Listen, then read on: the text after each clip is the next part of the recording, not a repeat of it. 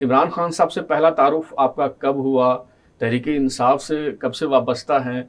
और अभी तहरीक इंसाफ का कोई ओहदा आपके पास है, कोई जिम्मेदारी है? अस्सलाम वालेकुम बिलाल साहब। First of all thank you very much, आपने मौका दिया बात करने का।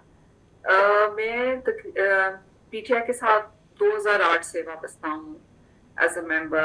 फिर यहाँ पर यूएई में, I am based in UAE, तो यहाँ पे मैं प्रेसिडेंट वुमेन विंग भी रही। फिर ओआईसी के जो इनके चैप्टर्स मिडिल ईस्ट के हैं उसकी मैं एडवाइजर भी रही। ये बात है खान साहब के जो मुशर्रफ की शादी से काफी पहले की। राइट।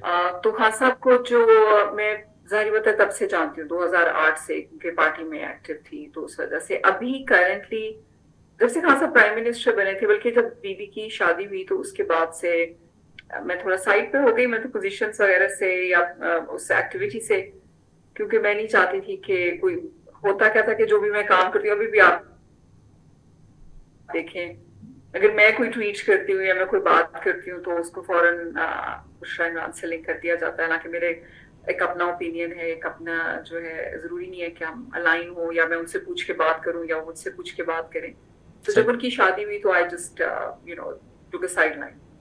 सही।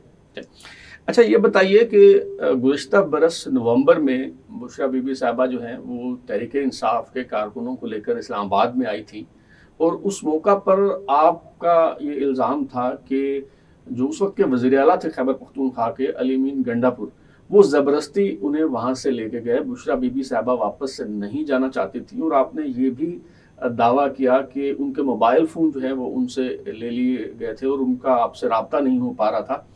तो अब काफ़ी वक्त गुजर गया है, यकीनन इन वाक़यात की तफसील आपको मालूम हो गई होगी। तो अभी तक आप अपनी उस बात पर कायम हैं या उस पर कोई नज़रसानी की है आपने?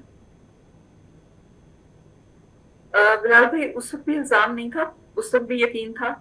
और जैसे रियलिटी का मुझे तो खैर उस वक्त भी पता था और अभी भी पता है, तो अभी भी उतना ही यकीन है जिस तरह उस दिन था, जब मैं सबको मैसेजेस कर रही थी और कॉल्स कर रही थी, इंक्लूडिंग पार्टी लीडर्स को, कि बुशरा इमरान एकदम से इस तरह, क्योंकि मुझे पता था जब मेरी उनसे लास्ट बात हुई, क्योंकि वहां पर जैमर्स लगे हुए थे उनकी जो गाड़ी थी उसके इर्द गिर्द।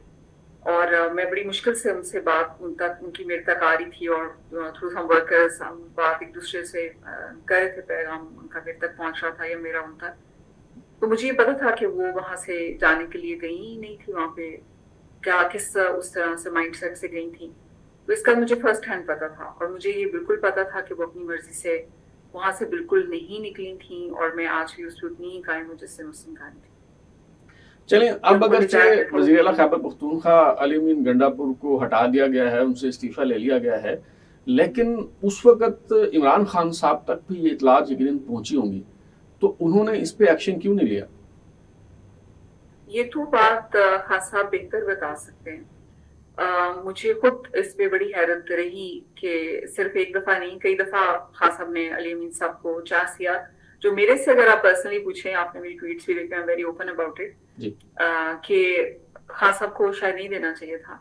जब लियाकत बाग वाला जलसा हुआ या लाहौर वाला जलसा हुआ या अक्टूबर वाली रैली हुई, उस पे देखिए हर एक की अपनी मजबूरियां होती है। मैं हमेशा ये कहती हूँ कि अगर आप किसी कुर्सी का, आप किसी पोजीशन का वजन ना उठा सके तो आप उसको छोड़ दें। सही। ये नहीं है कि आप अपनी पोजीशन और पावर को भी चिपके रहें और फिर जो उसके फराइज हैं वो आप पूरे ना करें। अगर नहीं निभा सकते तो छोड़ दें।